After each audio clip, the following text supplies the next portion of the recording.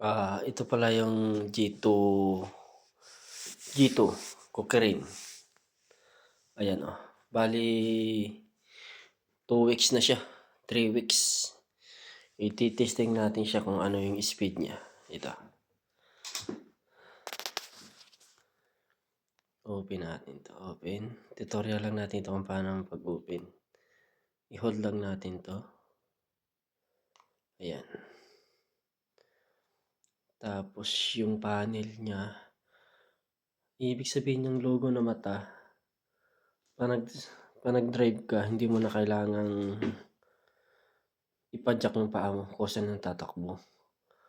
Pagka inalis natin yan inalis, kailangan mo siyang ibudlong o isulong, ipadyak yung paa. Tapos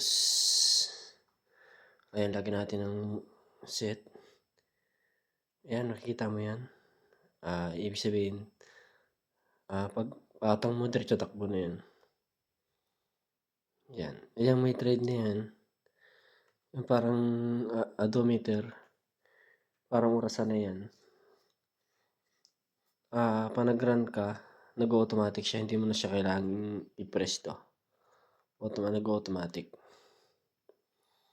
Tapos sa pagpalit naman ng speed, naka-sport ako kasi yan yung satisfy ko na takbo. Tumatakbo siya na 35. Ayan yung race. Mabilis na yung race na yan. Eco sa mga beginner sa scooter. Itatry natin yung speed niya sa ayan o. Eco. Wow! 25 siya sagad na.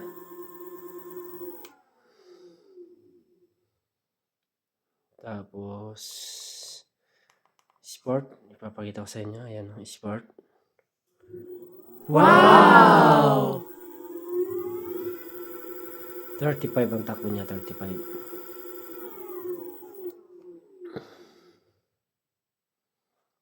Tapos ito namang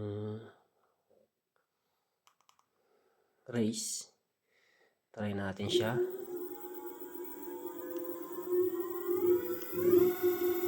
Oh my gosh!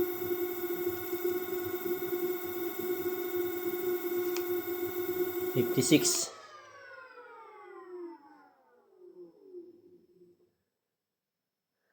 Pero tatry natin yung walang mode. Mabagal kasi pag may mode eh. Ayan.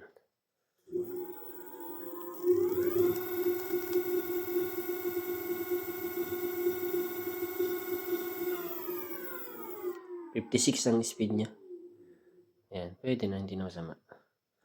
Tapos meron din siyang left and right na ayan o. Kikita mo sa panel. Ayan. Nakikita mo sa back.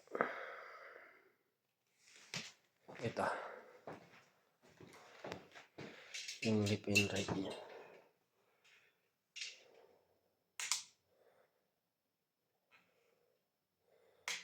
Ayan. Hanggang dito na lang guys. Sa mga gustong bumili ng G2 Pro, contact lang sa akin. I-assist ko kayo.